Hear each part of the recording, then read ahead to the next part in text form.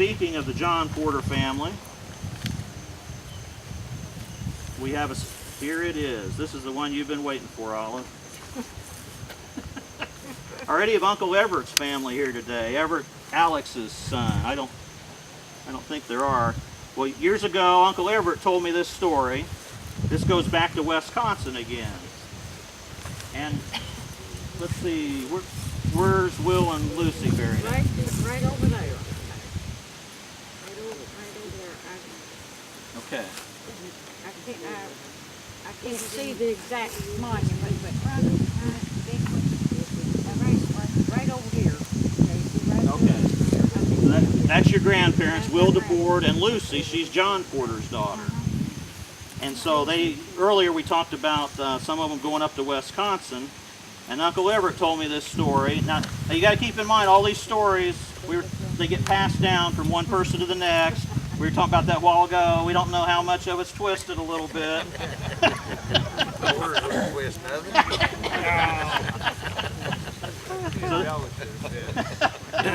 This is Uncle Everett's version of this story, but he really heard it from Bob Porter. That's Levi's son, Bob. And when Bob came back from Wisconsin, he was good buddies with Uncle Everett. And we knew that Bob. You knew Bob? Yeah. Yep.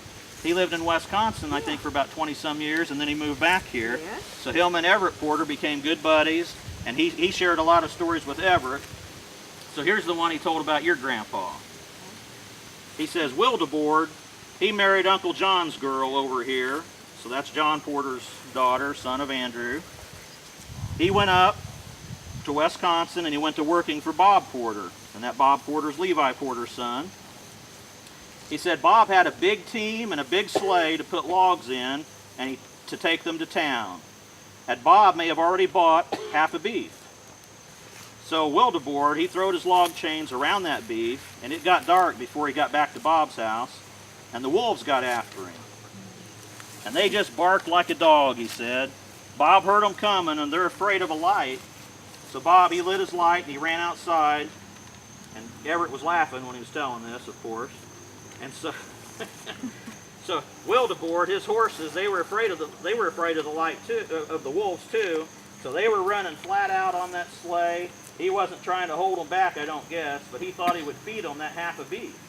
And while they was eating that, he'd make his getaway. So he got down there, but his chains were frozen. He couldn't get them unfastened. Yeah, we've heard that. So Bob, he heard them coming. He knowed what was up, so he ran out with a light, and they wouldn't close in on that light. So you heard that story? Yeah, we have. Yeah, but it's interesting. Go ahead. Well, was your version any different? No, pretty much the same. Okay. See, you didn't get twisted, Rocky. Well, that's all he told me about it. Is there more to that story? Sorry. Is there more to that story? Because Uncle Everett stopped telling me at that point. Well, no, I think that's about the size of the whole story, but they finally made it home. But he didn't stay in Wisconsin very long either. Is that when he left Wisconsin? Maybe the wolves chased him out. Did he leave the next day? At daylight. No, maybe not.